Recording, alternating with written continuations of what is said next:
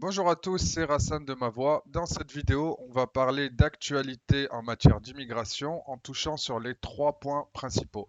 D'abord, les restrictions de voyage pour l'Inde et pour le Maroc. Ensuite, on va voir les rondes d'invitation du mois d'octobre. Et on va finir sur les résultats des élections fédérales au Canada et leur impact sur l'immigration. Donc pour commencer, on est sur le site du gouvernement du Canada.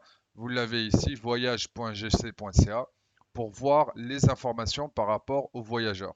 Il y avait une interdiction de vol de tous les vols à provenance d'Inde vers le Canada et cette interdiction a été levée. Donc là, vous pouvez le voir, les vols directs en provenance de l'Inde ont été rétablis. Par contre, il y a pas mal d'exigences et de restrictions pour les voyageurs. Vous pouvez le voir ici.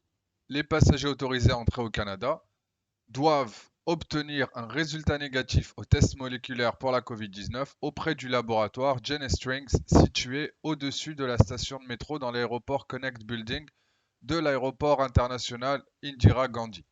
Donc, ça, c'est une restriction parmi deux autres. Il faut avoir effectué ce test aussi dans les 18 heures précédant l'heure de départ prévue. Et il faut présenter le rapport du test délivré par le laboratoire, accompagné du code QR, donc c'est le pass vaccinal, au moment où vous faites votre embarquement. Donc attention pour toutes les personnes qui arrivent d'Inde, assurez-vous de satisfaire à ces exigences-là, sinon on risque de ne pas vous laisser monter dans l'avion. Ça, c'est au niveau de l'Inde. Le deuxième pays avec des restrictions, c'est le Maroc. Donc là, vous pouvez le voir ici, en date du 15 octobre, c'est toujours valide. Et les suspensions des vols en provenance du Maroc a été reconduite. Donc là, vous le voyez, le gouvernement du Canada a suspendu les vols en provenance du Maroc jusqu'au 29 octobre 2021. C'était fait à la base juste pour un mois, mais vu que la situation Covid au Maroc ne s'est pas assez améliorée selon le Canada, ils ont prolongé l'interdiction de voyage. Donc pour les gens qui sont au Maroc et qui veulent voyager au Canada, ils doivent passer par un pays tiers. Et là encore une fois, assurez-vous que le pays par lequel vous allez transiter accepte les gens en provenance du Maroc. Donc que ce soit l'Angleterre, la France, l'Espagne, peu importe, il y a des restrictions qui s'appliquent. Et si vous voulez être sûr de monter dans l'avion, il faut répondre à ces restrictions-là. Vous voyez ici, certains pays n'autorisent pas l'entrée ou le transit de passagers en provenance du Maroc ou de passagers ayant déjà obtenu un résultat positif à la Covid-19. Donc assurez-vous, quelle que soit votre destination, de regarder les restrictions de voyage et de vous assurer que vous n'êtes pas interdit de voyage. Très bien. Maintenant, on va passer au deuxième item de notre vidéo. Ce sont les rondes d'invitation pour l'entrée express.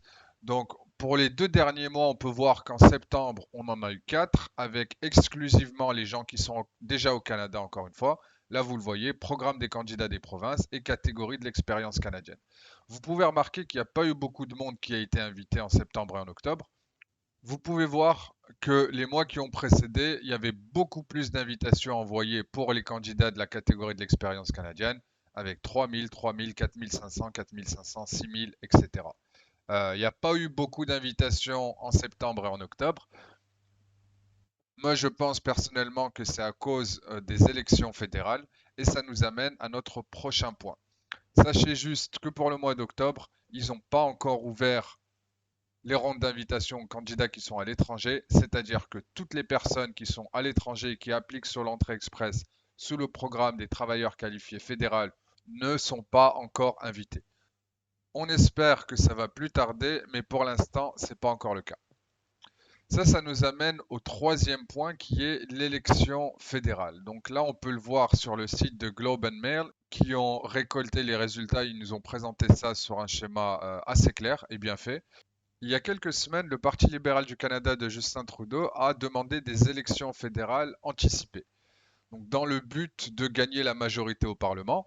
Ça n'a pas été fait malheureusement, car vous voyez ici la majorité c'est à partir de 170 sites et le Parti libéral en a eu 160. Vous pouvez voir le découpage ici. Pourquoi est-ce que je vous montre ça? Parce qu'en fonction du nombre de sièges au Parlement, ça va plus ou moins influencer les décisions en immigration. Et pour savoir ce que chaque parti dit en matière d'immigration, je vais vous montrer comment faire pour aller consulter les manifestos. Donc là, c'est un site qui s'appelle poltext.org. C'est fait par l'Université Laval, qui regroupe tous les manifestos des différents partis. Donc là, vous voyez le Bloc québécois, le Nouveau Parti démocratique, Parti conservateur, etc.